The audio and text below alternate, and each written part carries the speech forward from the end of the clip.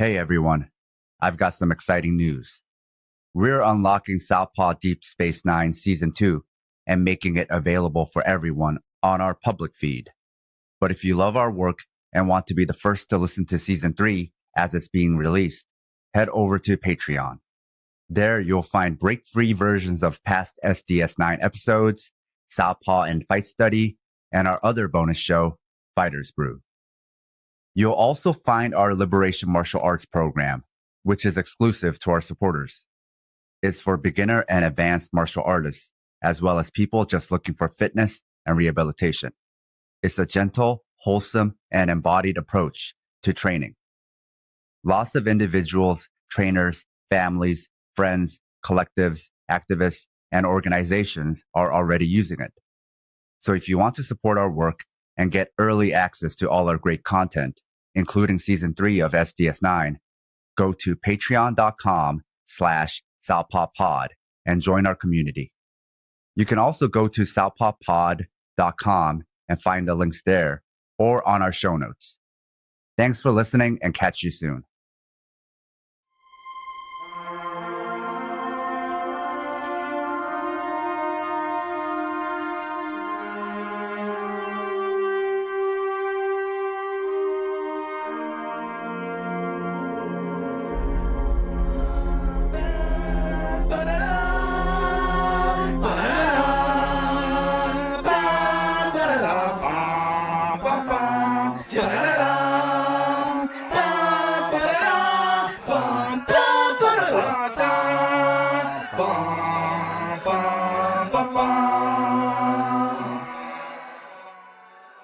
This is Southpaw Deep Space Nine, Season 2, where we analyze Deep Space Nine and Star Trek from a political and historical lens, episode by episode.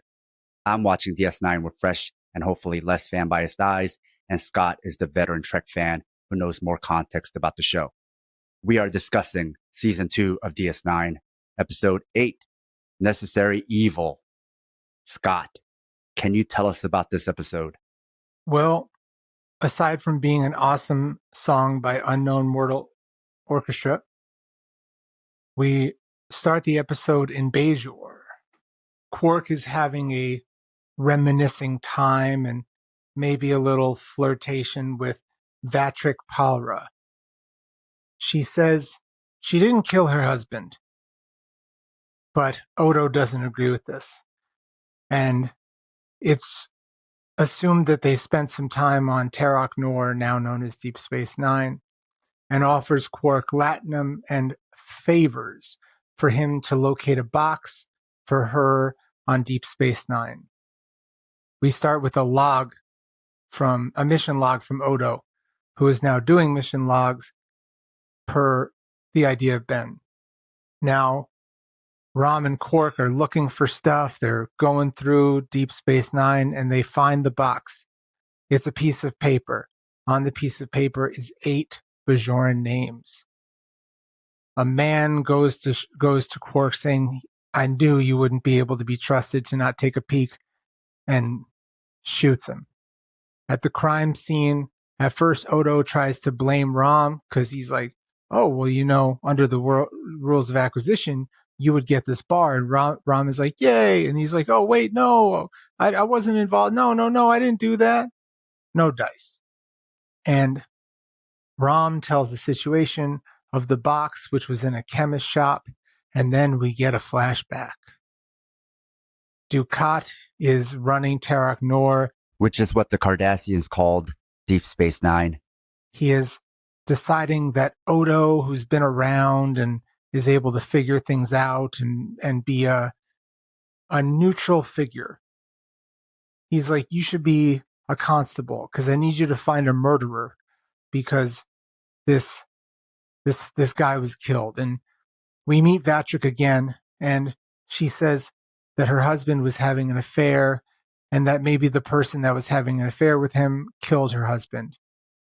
This is Odo becoming Odo. The flashback ends with Vatrick pointing to a young Kira as the person that was having an affair with her husband. This reopens a cold case. Odo tries to get Rom to visualize the names that were on the list. He's able to visualize one name. Another flashback. Odo meets a young Kira, and Kira says that she was friends with the man and not lovers, and says to be mindful. Kira tells Odo that at some point you are actually going to choose sides. You cannot just be this neutral person in the war. And to be a constable, to be reminded that he works for the Cardassians. And there is no moral high ground in this. We go back to present. Odo is on Bajor, and Vatrick is pretending that she knows nothing and feigns about Quark being alive. But Odo is doing his cop shit. He's on to something, and Quark is pulling through. One of the names that Rom visualizes is murdered. Flashback. Odo meets Quark for the first time. Quark is like, oh, well, Kira was with me, but then it's figured out that Kira paid Quark for an alibi. Present. Odo is making a list of the people that might be on the list, because Vatrick has been getting $100,000 from people likely on the list, possible Cardassian collaborators. Flashback. Kira says to Odo, I didn't kill the man. I'm a member of the underground, and I was doing some other shit, some sabotage. So you have a choice, Odo. You can rat on me for something I did not do. But who are you? What kind of man are you? Go back to the present. Odo knows that Vatrick is probably extorting somebody, and the person that tried to kill Quark listens on and follows Odo. He tries to kill Quark, but Rom stops him and makes all these noises that Rom is known for. And Quark smiles and wakes up, and Rom yells even more because he realizes he won't get the bar. Now Vatrick is getting arrested, says that she doesn't know the assassin, though her bank and her actions suggest otherwise. Vatrick calls for a lawyer, and she says, you still can't prove that I killed my husband, because I didn't. And Odo says, I know. Because he realizes it was Kira. And he realizes that Dukat had Odo look into the murders, because this is a list of Bajorans who are collaborating with the Cardassians. And if Dukat was to do the investigation, this would expose that. So Odo being able to task to do it, this was a way to, as you see a lot with the Cardassians, it's a way to save face and get the things that needed to be done. But the members of the underground must have known. So Kira was looking for the list and accidentally killed the guy. And Kira worries that Odo may never trust her again for holding this in, because they've known each other well now for a year. She could have told him, but she didn't. And she says, will you ever trust me again? And he looks at her. End of episode. A note to our listeners. If you love the Southpaw Project, please support us and help us get paid for our labor by financially supporting us on Patreon. This will give you access to exclusive bonus content, like early releases of Southpaw Deep Space Nine, our fictional narrative podcast, Fighters Brew, break-free versions of our shows without interruptions like you're hearing now, bonus articles, Fighters Brew transcripts with extra content, Liberation Martial Arts Online, as well as our private chat group on Discord. You can also make one-time donations at Ko-Fi or show your solidarity by wearing our swag.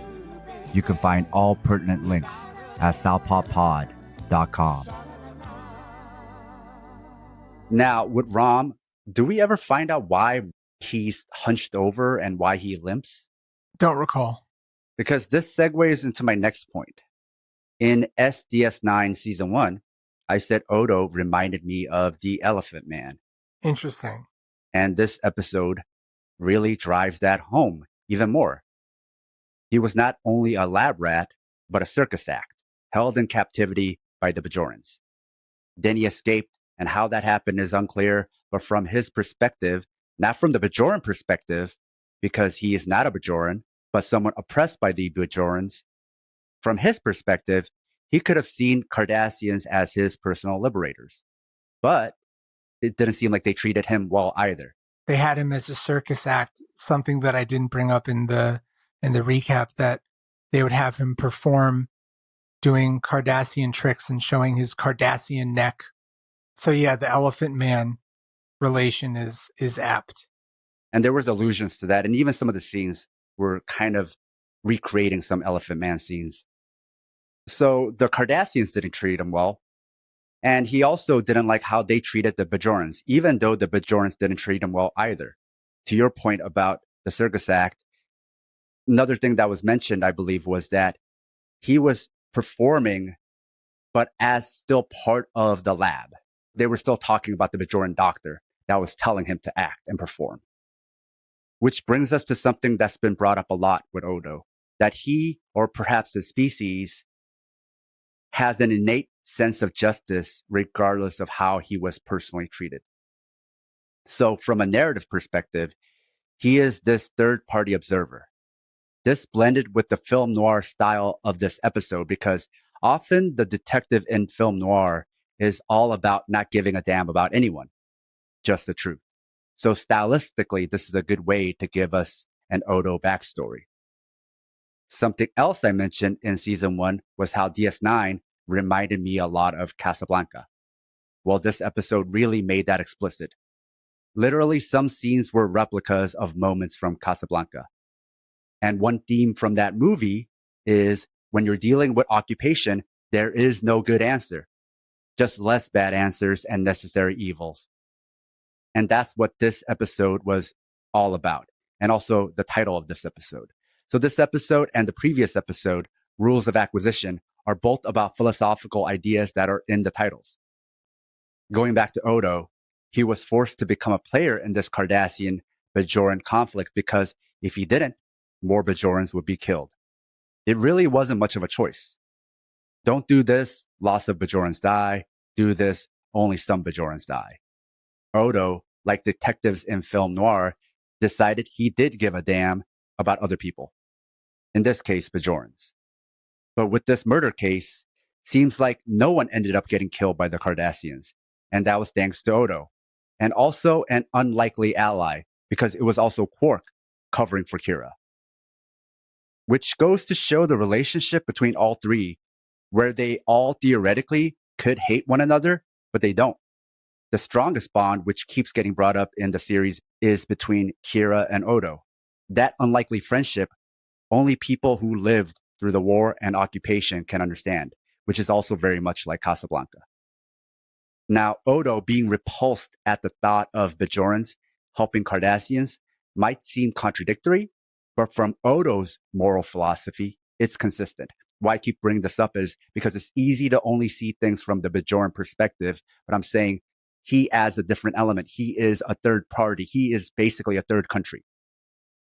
Because he not only sees himself as, but literally as a third party who's been harmed by both sides. But he also desperately wants to find his people. He yearns for them. On top of that, you had the ultimatum Gul Dukat gave him, and it was a simple ethical equation most schools of ethics would agree on. When you have a situation where people will die, do you go with more deaths or fewer deaths? You go with fewer deaths, which everyone on the show seems to understand for Odo, especially Kira. Also, he didn't become a detective for self-serving reasons. It wasn't like, you do this or you die, Odo, or I'll make you rich, Odo. This is also like film noir stories, the unlikely detective doing it because of his principles. But what Odo can't understand or is repulsed by is Bajorans betraying Bajorans and siding with the enemy and doing it for self-serving reasons, for wealth. Coming from a person who has no people but wants them, he can't understand how you can have people and throw them away. So from Odo's non-Federation, non-Bajoran, non-Cardassian, shapeshifter alignment, his views make sense. And not that I think cops should exist, but if there had to be a cop or a necessary evil on DS9, which there seems to be, I prefer Odo over O'Brien or Cisco or Kira or a Cardassian or Bajoran or a Federation officer or a Ferengi. And left politics really needs to think about moral philosophy because that's the whole point. Left philosophy is a method for answering tough moral questions. Left philosophy isn't the point. Answering tough moral questions is. Human life is. Safety from premature death is. People fetishize methods like decentralization or lack of structure, when those are just theoretical methods for a better world. They're not the point. The cup isn't the point. The point is the water. It's about answering thirst. I think starting with the cup, left politics, the method, like decentralize everything, no cops, and skipping philosophy, has us never recognizing that these are methods answering a question. We know the solution, but never learn the problem. Ignoring the question doesn't make the questions go away. Changing the question definitely doesn't answer the question. And people often reframe the big, difficult questions to an easier question. The big question is, what do we do about this rotten system? The simplistic answer to an easier question is, no cops. Or the big question, what do we do about white supremacy? The easier answer to a different question, decentralize everything. But white supremacy is already decentralized. So that's not a solution, but you're acting like it's doing something. Now, there was a neoliberal moment in this episode when we find out Paula had no money, so they cut her power.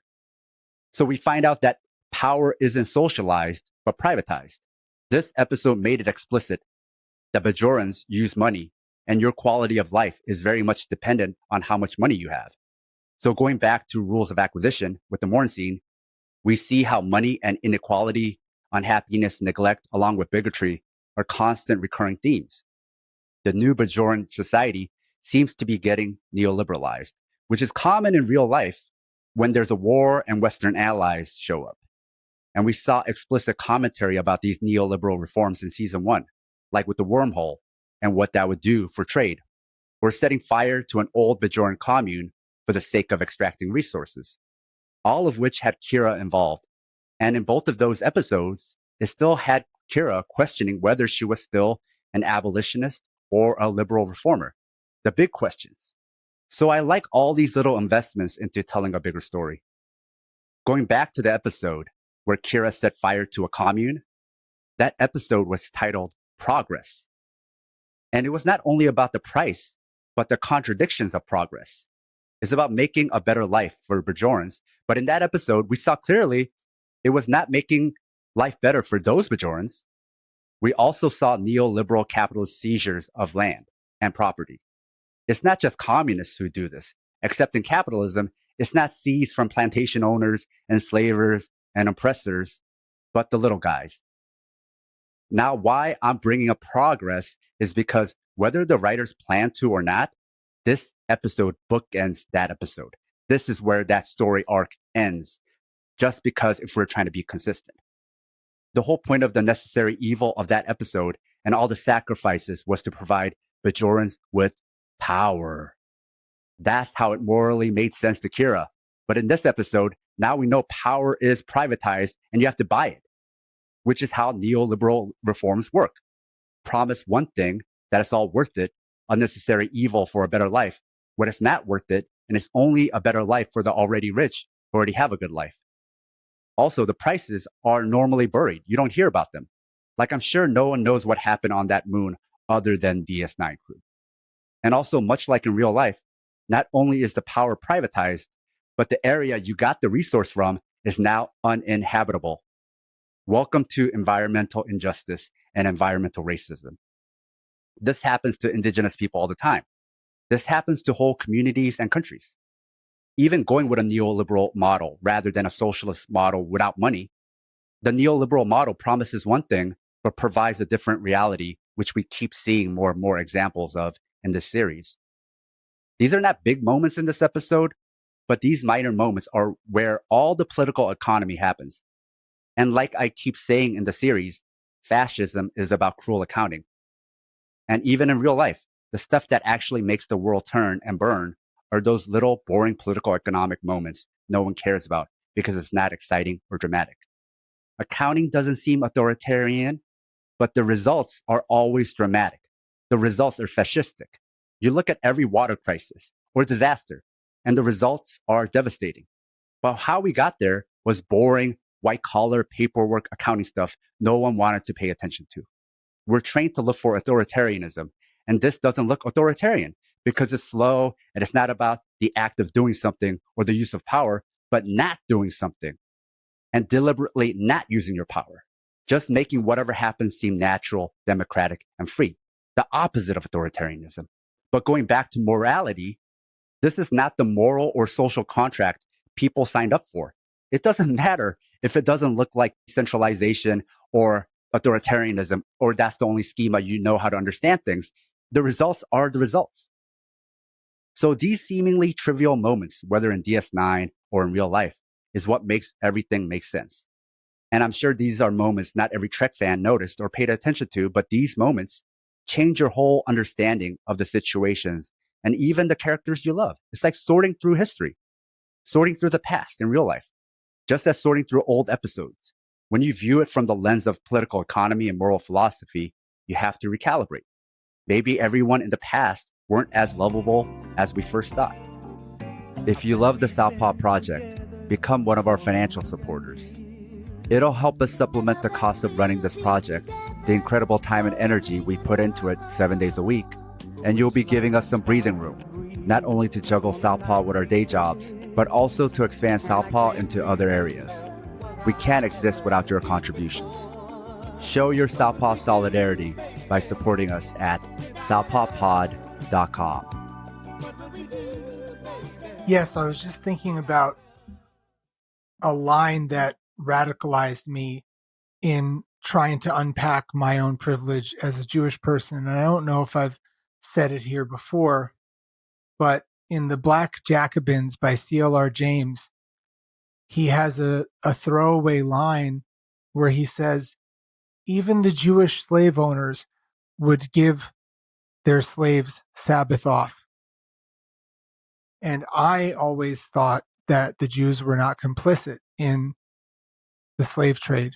And I did a lot of research, and they certainly did not have the impact or the power that any other white people in the slave trade had. But there were instances of some Jewish people taking advantage of the tragedy and the travesties that were going on, which is to say that you can find collaborators and in all types of situations, and it's hard to understand. And a lot of it comes from incrementalism or just safety or trying to take care of yourself, or I don't know. There will be episodes where I can go deeper into this, but obviously I recommend The Black Jacobins by C.L.R. James. So you have to look at the past and recalibrate, even though it's painful. It's incredibly painful because I thought, well, I'm not responsible for when I first started this journey, which took a very long time. I was like, oh, well, we're not responsible. We weren't here. You know, what are we supposed to do in this situation? And then you're like, but wait, what's going on in Palestine now? Are we, what's going on there? Are we the bad people? Or obviously it's more complicated than that. But then you learn that we weren't uninvolved in the slave trade. And again, not gigantically, but it was there. And there's even synagogues left in Haiti. Well, there were. I don't know if there are any more after all the terrible things that have happened to the land of Haitian descendants. Going back to natural disasters, right? Yeah. Haitians who are descendants of Jewish slaves that were, converted to Judaism. It's deep, man. And it's truly painful. And if you're trying to do the work, you have to be willing to have pain and have positionality. And in thinking about recalibrating for this episode, something that was interesting for me was to look at Odo's status in the past. In present time, he has authority, but in the past, you see his actual status in society was low. He probably had the lowest status in this occupied society. And even before it was occupied, he definitely had the lowest status, below Cardassians, below Bajorans, which makes sense why Bajorans came to him to sort things out for them, because they didn't feel like he was superior to them. With the Bajorans and Cardassians, you can make lots of analogies for oppressor and oppressed from real life. But the character of Odo complicates things and makes it less black and white. It makes it more uncomfortable because now you have three different parties involved. You have the Philippines, who was oppressed by the Spanish, then followed by the Americans, or Korea with Japan and then the US. Or you have Nazis oppressing Jewish people. But to your point, Scott, you have Israel oppressing Palestine.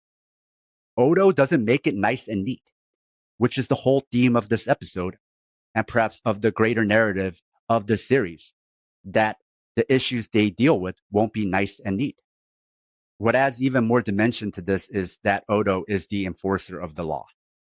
Now, if we were just thinking about neutral arbitrators who handle disputes, we in theory don't have a problem with this. But cops in real life aren't it, because they're always biased towards white supremacy and property owners. Odo, in this origin story, is about as close as you can get to this theoretical concept. He just wants justice. But what's the other moral problem? I don't necessarily think bias is the issue with Odo. I don't think he's going to be harassing Bajorans all day. Actually, we've never seen that. But the problem is how he decides punishment. His idea of justice is punitive.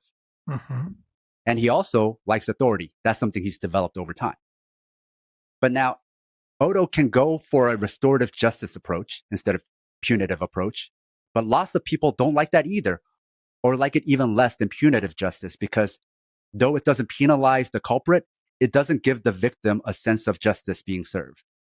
And even when socialist organizations who hate punitive justice try it, they often get called out for protecting the culprit or being cultish.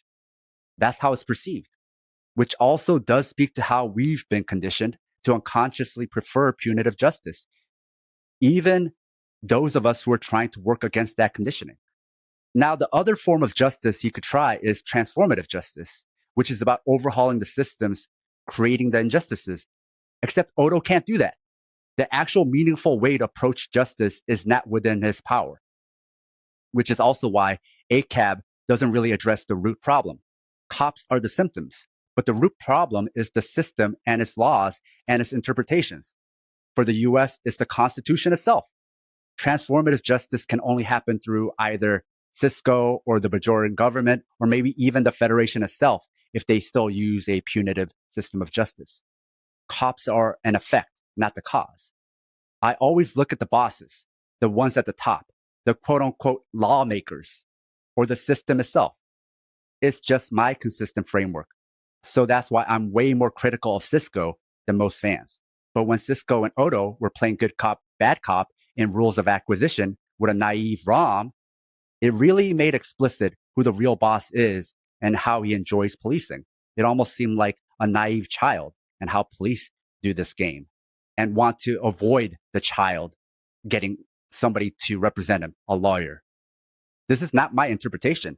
That scene and Cisco's enjoyment and his explicit power over Odo was all there.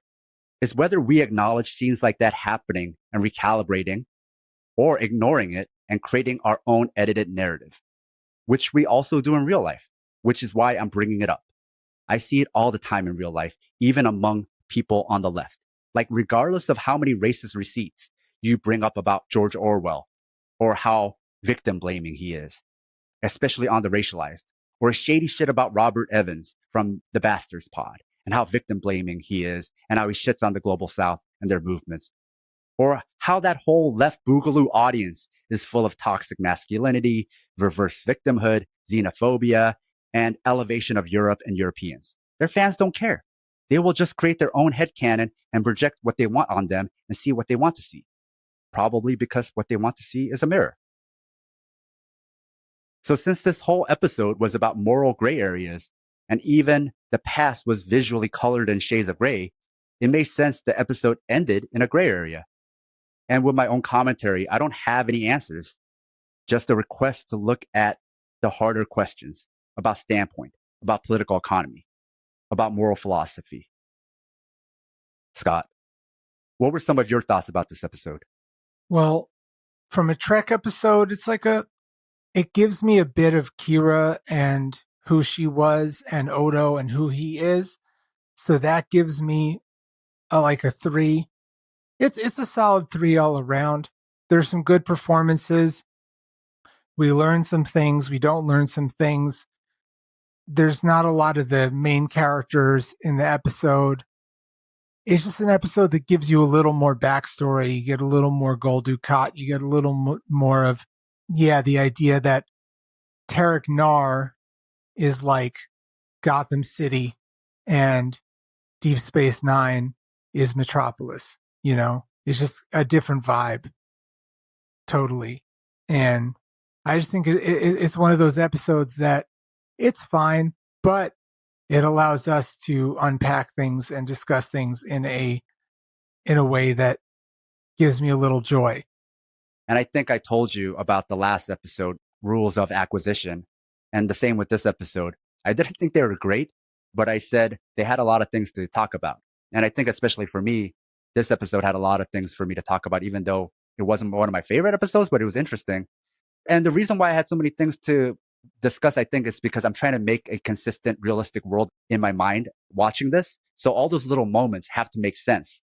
But sometimes, like some of the best written episodes, I don't have much to say either. So how much we have to say or I have to say is not indicative of the quality of the episode. So I think that's why, like, even discussing something you brought up about there's different ways to write. You're writing about mythology or just the episode or for the series. It's like writing is hard. It's hard to write for something to discuss, and it's hard to write something that delivers in plot. So how are you even able to make one interesting episode, let alone try to make them all interesting? So this is quite a tremendous task. And again, as we will say a lot, this is 90s television where you might get 25 episodes a season. So with what they're working with something and they're doing their best. Very different from today's like shorter attention span TV series, except the movies are getting longer somehow. And not like the movies that I like. Like I can watch Tarkovsky's Solaris or Stalker and forget how long I've been in there, or even, the Hourglass Sanitarium, which, so I don't mind a long movie. It's just, what are you going to do with it? Yeah. I mean, why are popcorn movies turning into 3-hour movies? Like the movies you mentioned, I get it. But, a popcorn movie, you could cut out an hour. Even like, I started rewatching Cobra Kai, and I like that I can just pick it up. And then if I want it to be about, toxic masculinity and white supremacy and undoing trauma, it can be. Or if I just want it to be an entertaining thing, it can be. And then it's over in 20 minutes and then I move on. Yep. All right, Scott. Can you tell us a bit about the next episode? The next episode is Second Sight. And, Cisco might be trying to get his groove back. Oh, all right. Until then.